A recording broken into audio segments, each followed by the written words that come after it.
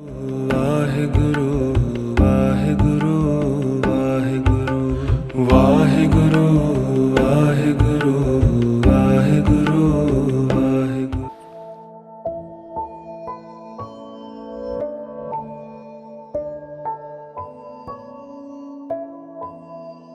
ਤਿੰਨਾਂ ਗੁਣਾਂ ਵਿੱਚ ਹੋ ਕੇ ਵੀ ਤਿੰਨਾਂ ਗੁਣਾਂ ਤੋਂ ਅਤੀਤ ਹੈ, ਤਿੰਨਾਂ ਕਾਲਾਂ ਵਿੱਚ ਹੋ ਕੇ ਵੀ ਉਹ ਕਾਲ ਅਤੀਤ ਹੈ, ਤਿੰਨਾਂ ਅਵਸਥਾਵਾਂ ਵਿੱਚ ਹੋ ਕੇ ਵੀ ਉਹ ਸਾਰੀਆਂ ਅਵਸਥਾਵਾਂ ਤੋਂ ਅਤੀਤ ਹੈ। ਉਹ ਹੈ ਇੱਕ ਓਂਕਾਰ, ਉਹਦਾ ਸਰਗੁਣ ਰੂਪ ਹੈ। ਸਤਨਾਮ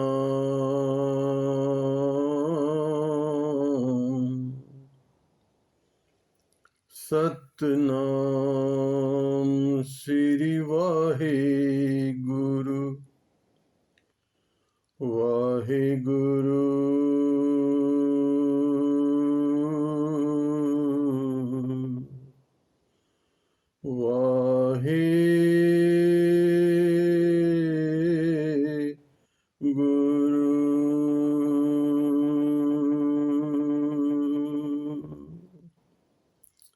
ਇੱਕ ਓਂਕਾਰ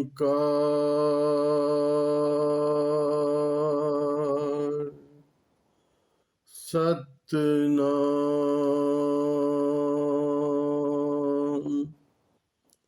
ਕਰਤਾ ਪੁਰਖ ਨਿਰਭਉ ਨਿਰਵੈਰ ਅਕਾਲ ਮੂਰਤ ਅਜੂਨੀ ਸੈਭੰ ਗੁਰ ਪ੍ਰਸਾਦ। ਵਾਹਿਗੁਰੂ ਵਾਹਿਗੁਰੂ ਵਾਹਿਗੁਰੂ ਵਾਹਿਗੁਰੂ ਵਾਹਿਗੁਰੂ ਵਾਹਿਗੁਰੂ।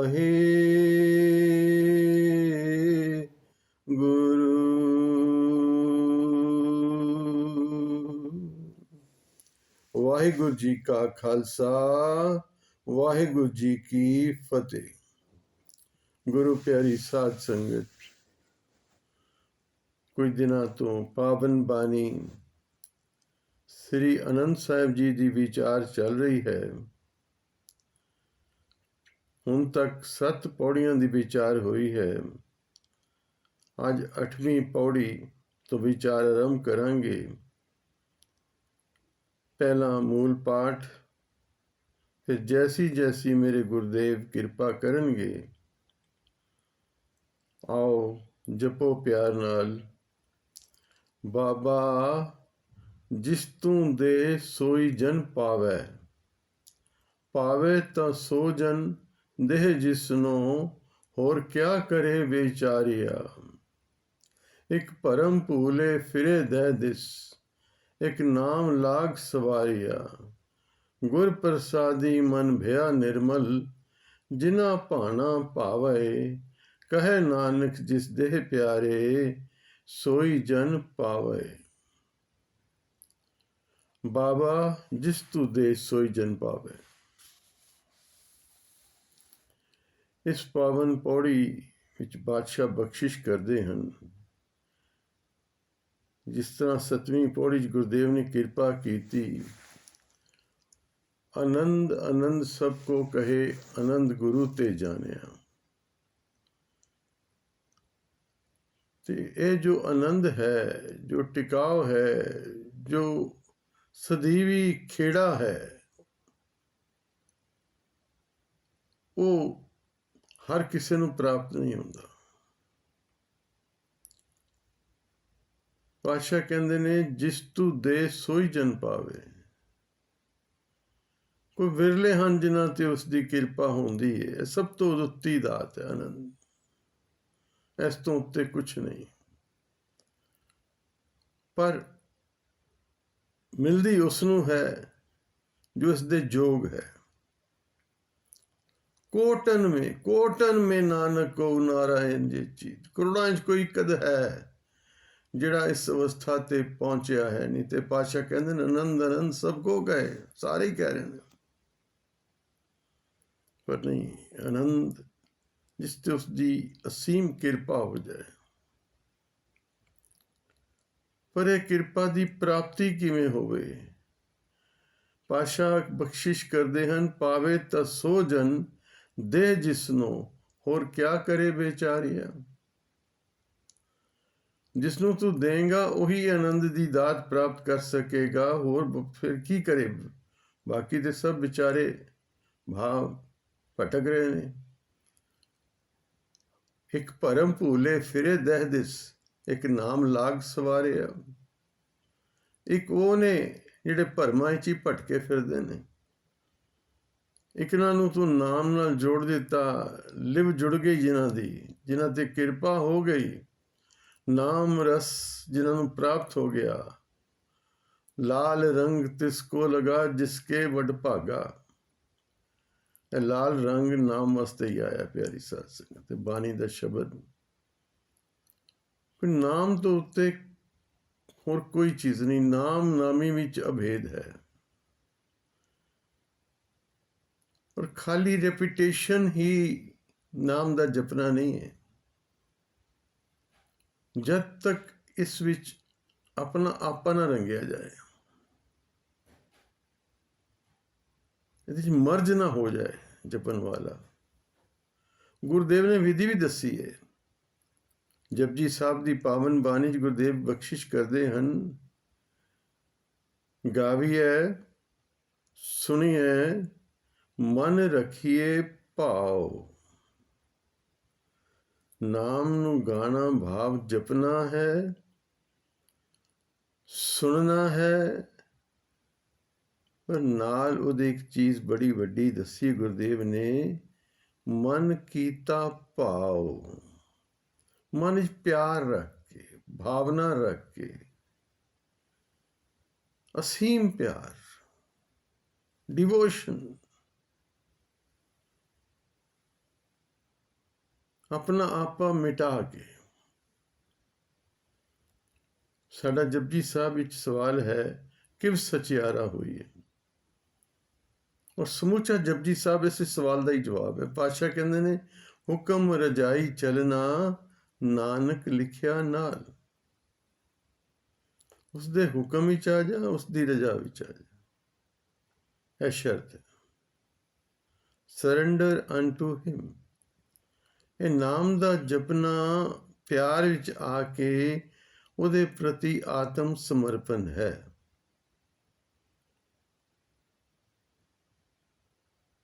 ਅਦਰਵਾਈਜ਼ ਕੀ ਹੈ? ਭਟਕਣਾ। ਇੱਕ ਭਰਮ ਭੂਲੇ ਫਿਰੇ ਦਹਿ ਦਿਸ। ਹੁਣ ਭਰਮ ਕੀ ਹੈ, ਪਹਿਲੇ ਇਹਨੂੰ ਸਮਝ ਲਈਏ।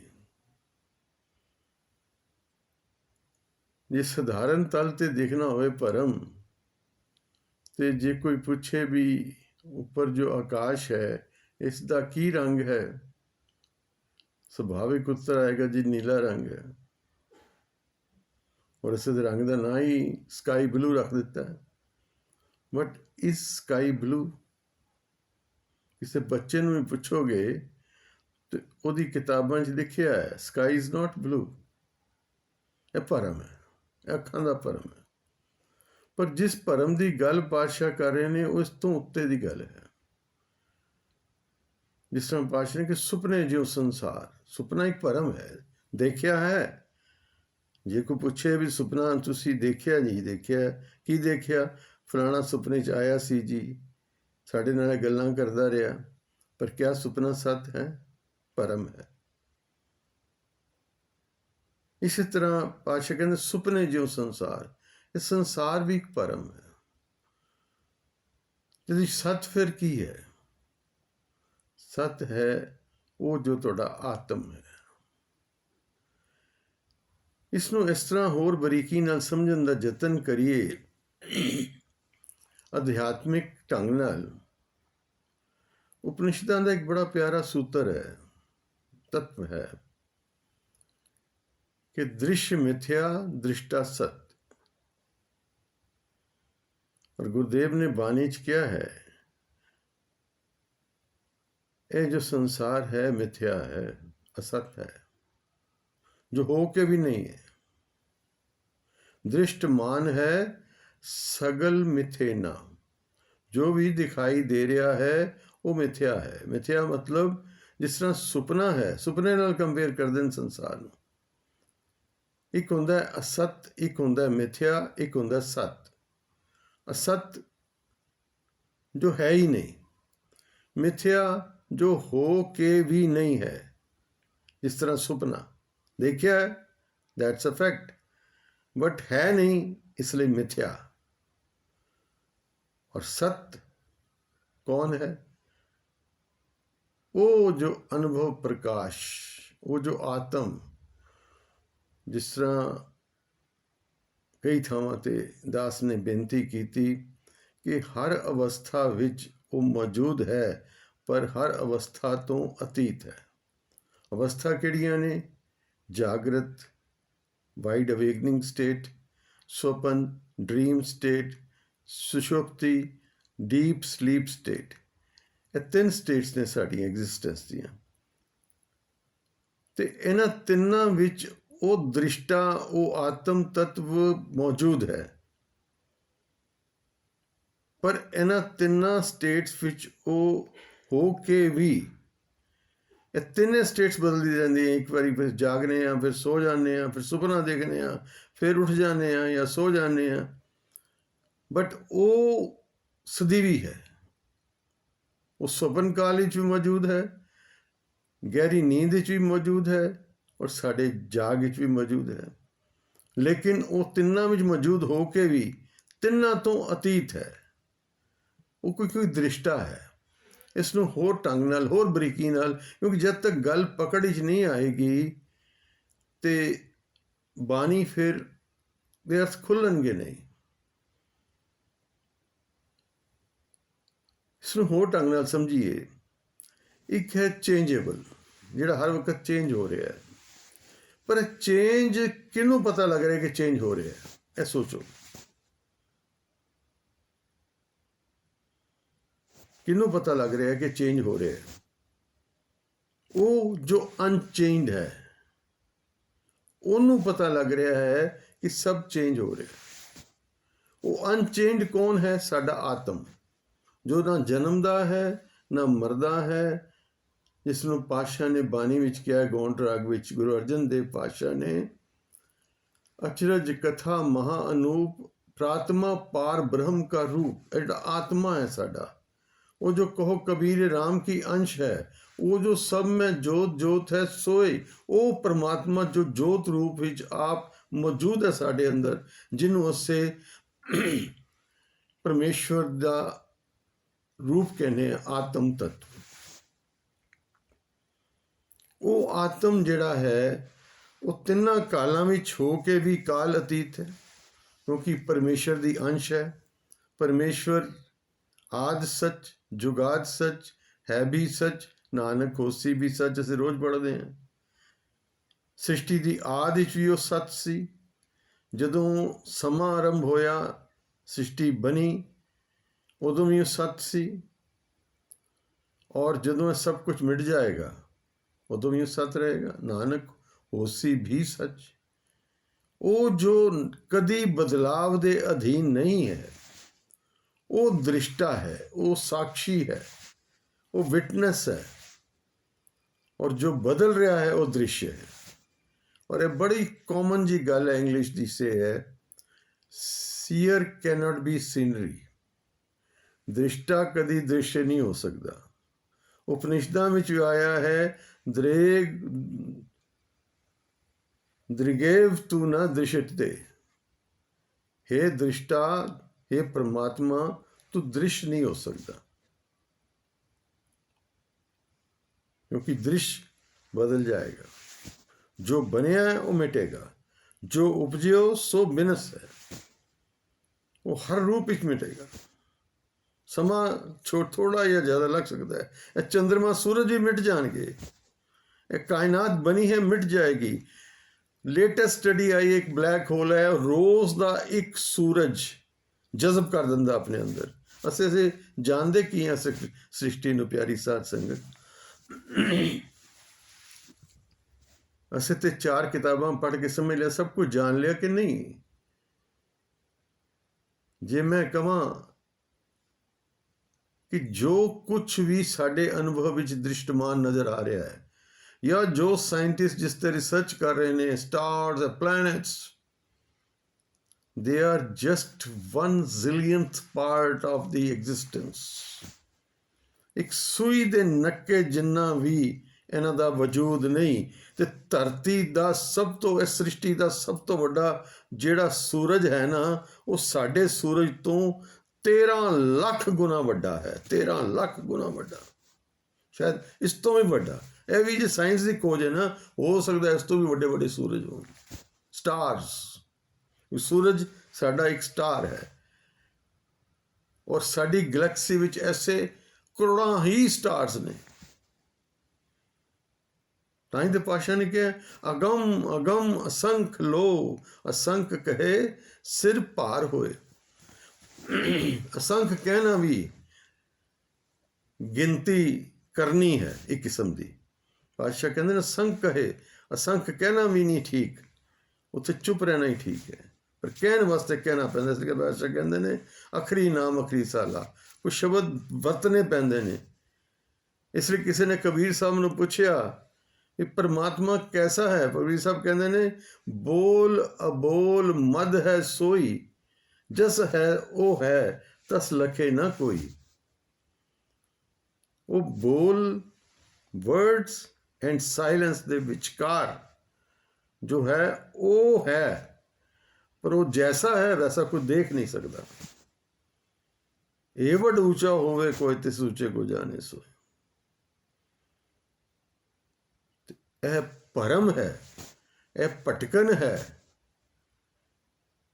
ਜੋ ਸਾਨੂੰ ਸੰਸਾਰ ਆਪਣੇ ਵੱਲ ਖਿੱਚ ਰਿਹਾ ਹੈ। ਸਾਨੂੰ ਸੰਸਾਰ ਤੋਂ ਪਰੇ ਹੋਰ ਕੁਝ ਨਜ਼ਰ ਨਹੀਂ ਆਉਂਦਾ।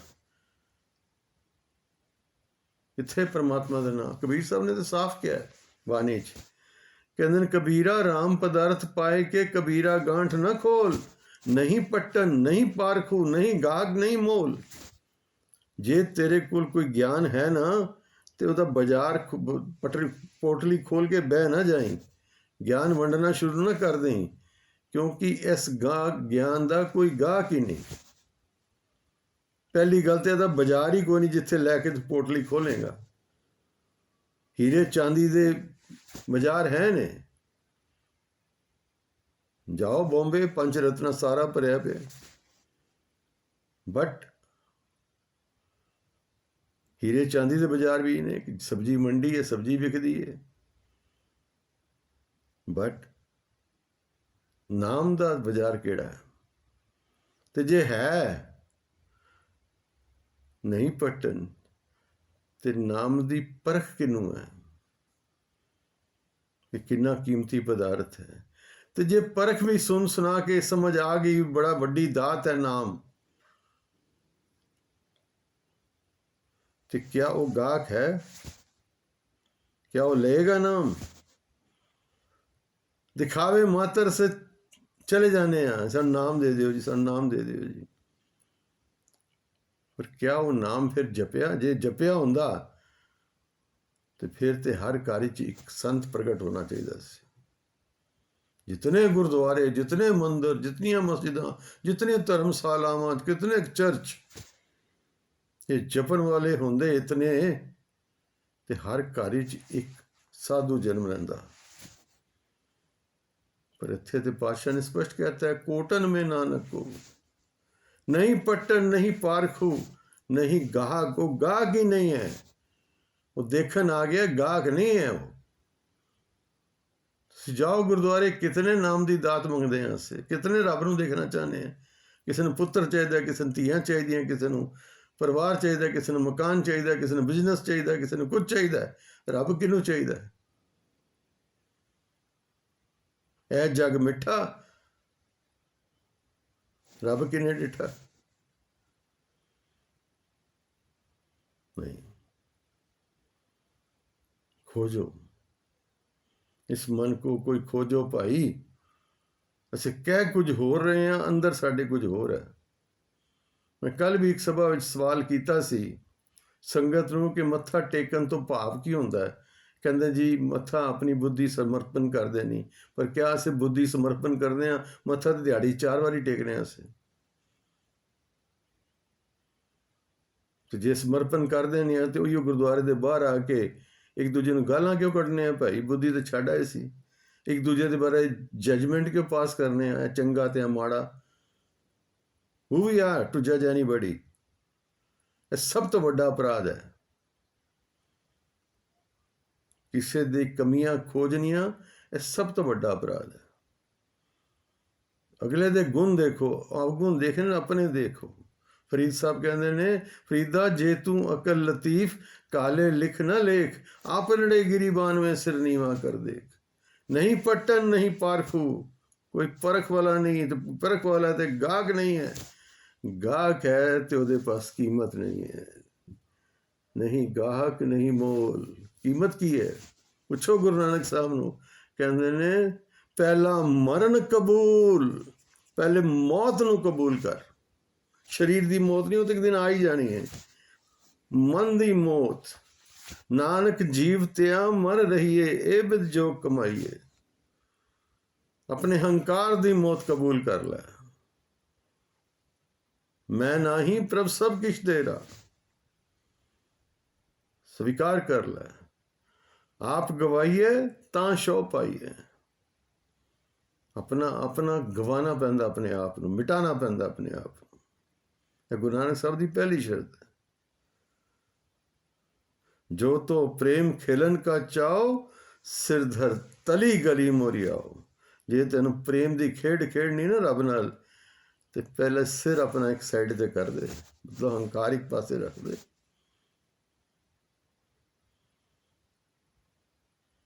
नहीं गाहक नहीं मोल, कीमत ही नहीं है साढ़े पास।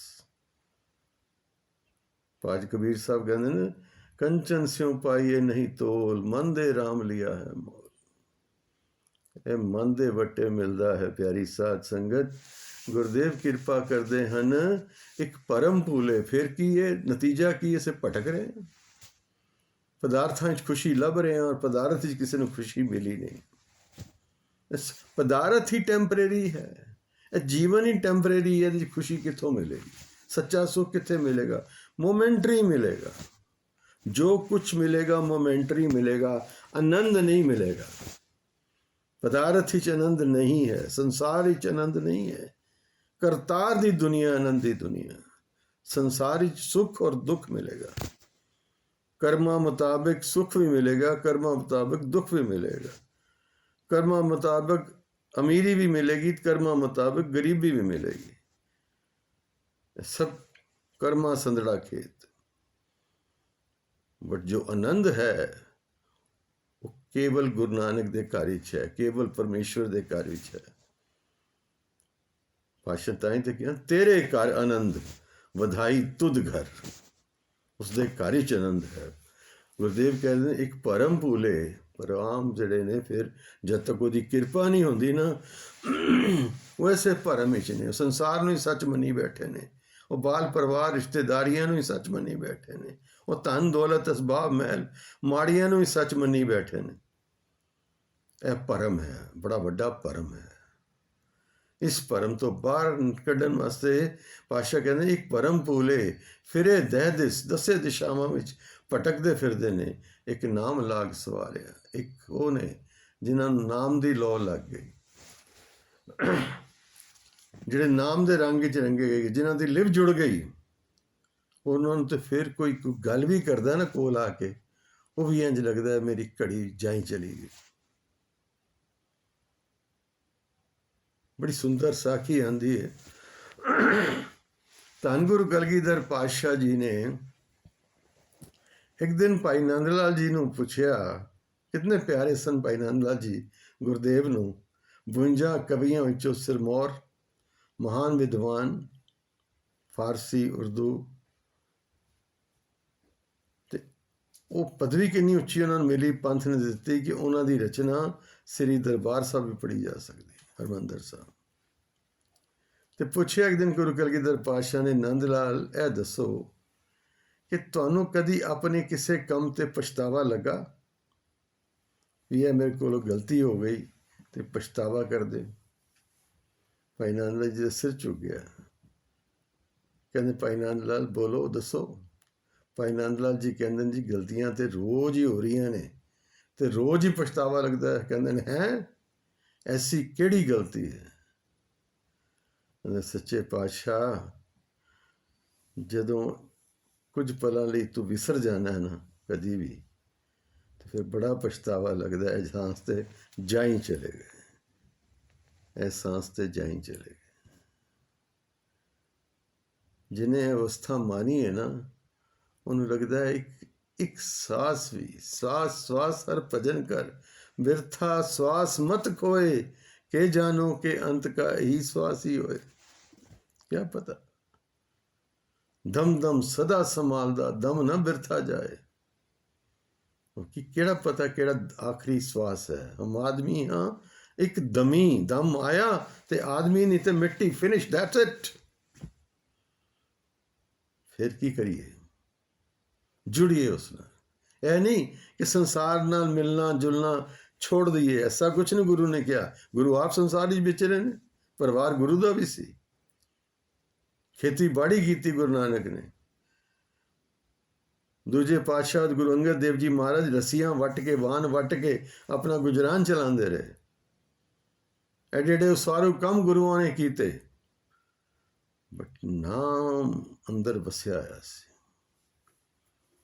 ਬਾਬਾ ਬੁੱਢਾ ਜੀ ਵਰਗੀਆਂ ਰੂਹਾਂ, ਬਾਬਾ ਦੀਪ ਸਿੰਘ ਜੀ ਮਹਾ ਸ਼ਹੀਦ ਵਰਗੀਆਂ ਰੂਹਾਂ, ਭਾਈ ਮਨੀ ਸਿੰਘ ਜੀ ਵਰਗੀਆਂ ਰੂਹਾਂ ਤੇ ਅਨੇਕਾਂ ਸ਼ਹੀਦ, ਭਾਈ ਮਤੀ ਦਾਸ ਜੀ, ਭਾਈ ਸਤੀ ਦਾਸ ਜੀ, ਇਹ ਨਾਮ ਦੇ ਰੰਗੇ ਹੋਏ ਸਨ ਤੇ ਨੀਆਂ ਕੁਰਬਾਨੀਆਂ ਕਰ ਗਏ। ਪਿਆਰੀ ਸਾਧ ਸੰਗਤ, ਉਹ ਛੋਟੇ ਛੋਟੇ ਸਾਹਿਬਜ਼ਾਦੇ 7 ਸਾਲ ਤੇ 9 ਸਾਲ ਦੇ ਨੀਹਾਂ ਚਿਣੇ ਗਏ ਜਿਹੜੇ, ਉਹ ਨਾਮ ਦਾ ਬਲ ਸੀ, ਉਹ ਨਾਮ ਦੀ ਸ਼ਕਤੀ ਸੀ। ਪਾਤਸ਼ਾਹ ਬਖਸ਼ਿਸ਼ ਕਰਦੇ ਨੇ, ਇੱਕ ਪਰਮ ਭੂਲੇ ਫਿਰੇ ਦਹਿ ਦਿਸ, ਇੱਕ ਨਾਮ ਲਾਗ ਸਵਾਰਿਆ। ਇੱਕ ਨਾਮ ਦੇ ਰੰਗ 'ਚ ਰੰਗ ਕੇ ਉਹਨਾਂ ਨੂੰ ਸਵਾਰ ਲਿਆ ਗੁਰੂ ਨੇ। ਗੁਰ ਪ੍ਰਸਾਦੀ, ਇੱਕ ਗੱਲ ਤੇ ਜ਼ੋਰ ਹੈ ਪਿਆਰੀ ਸਾਧ ਸੰਗਤ, ਸਿਧਾਂਤ ਸਿੱਖੀ ਦਾ ਜੋ ਮਿਲੇਗਾ ਗੁਰੂ ਦੀ ਕਿਰਪਾ ਦੁਆਰਾ ਮਿਲੇਗਾ, ਗੁਰੂ ਦੇ ਪ੍ਰਸਾਦ ਦੇ ਰੂਪ ਵਿੱਚ। ਇਹ ਬਾਣੀ ਸਾਰੀ ਗੁਰੂ ਦਾ ਪ੍ਰਸਾਦ ਜੇ, ਔਰ ਬਾਣੀ ਦਾ ਪੜ੍ਹਨਾ, ਬਾਣੀ ਦਾ ਜਪਣਾ, ਬਾਣੀ ਦੀ ਵਿਚਾਰ, ਇਹ ਉਸ ਪ੍ਰਸਾਦ ਨੂੰ ਭੋਗਣਾ ਹੈ, ਉਹਨੂੰ ਛਕਣਾ ਹੈ। ਲੰਗਰ ਪ੍ਰਸ਼ਾਦ, ਕੜਾ ਪ੍ਰਸ਼ਾਦ ਸਰੀਰ ਦਾ ਸਥੂਲ ਰੂਪ ਵਿੱਚ ਪ੍ਰਸਾਦ ਹੈ, ਔਰ ਬਾਣੀ ਜਿਹੜੀ ਹੈ ਉਹ ਸੂਖਸ਼ਮ ਹੈ, ਮਨ ਦਾ ਪ੍ਰਸਾਦ ਹੈ। ਉਹ ਮਨ ਨੂੰ ਟਿਕਾ ਦਿੰਦੀ ਹੈ, ਨਾਮ ਮਨ ਨੂੰ ਟਿਕਾ ਦਿੰਦਾ ਹੈ। ਗੁਰਦੇਵ ਬਖਸ਼ਿਸ਼ ਕਰਦੇ ਨੇ, ਗੁਰ ਪ੍ਰਸਾਦੀ ਮਨ ਭਇਆ ਨਿਰਮਲ, ਮਨ ਨਿਰਮਲ ਹੋ ਗਿਆ। ਸਾਰੇ ਕਲਾ ਕਲੇਸ਼ ਵਿਤਕਰੇ ਮਿਟ ਗਏ। ਭਰੀਐ ਮਤ ਪਾਪਾ ਕੇ ਸੰਗ, ਉਹ ਧੋਪੈ ਨਾਵੇ ਕੇ ਰੰਗ। ਗੁਰ ਪ੍ਰਸਾਦੀ ਮਨ ਭਇਆ ਨਿਰਮਲ, ਜਿਨ੍ਹਾਂ ਭਾਣਾ ਭਾਵੈ, ਜਿਨ੍ਹਾਂ ਨੂੰ ਗੁਰੂ ਦਾ ਭਾਣਾ ਚੰਗਾ ਲੱਗਣ ਲੱਗ ਗਿਆ। ਨਾਮ ਦੇ ਵਿੱਚ ਰੰਗ ਕੇ ਹੀ ਤੇਰਾ ਕੀਆ ਮੀਠਾ ਲਾਗੇ।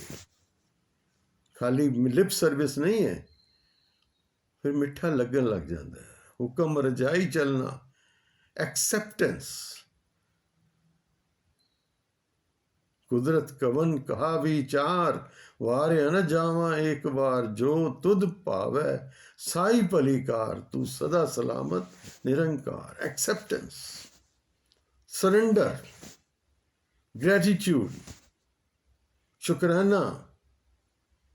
जो तू करें पातशाह, जो तू करें करावें स्वामी, सा मसलत परवान। जन को प्रभ अपने का तान, जो तू करें करावें स्वामी, सा मसलत परवान।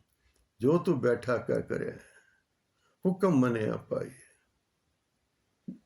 तन मन धन सब सौंप गुर को, हुक्म मने पाई। उसके हुक्म विच, उसकी रजा विच टिक जाना, जिना भाना पावे। कहे नानक जिस देह प्यारे, सोई जन पावे। पर है दात है आनंद। फिर पाशा दोहरा के कह रहे ने, कहे नानक, तीजे नानक धन गुरु अमरदास पातशाह जी किरपा करे हन, ਕਹੇ ਨਾਨਕ ਜਿਸ ਦੇਹ ਪਿਆਰੇ ਸੋਈ ਜਨ ਪਾਵੇ।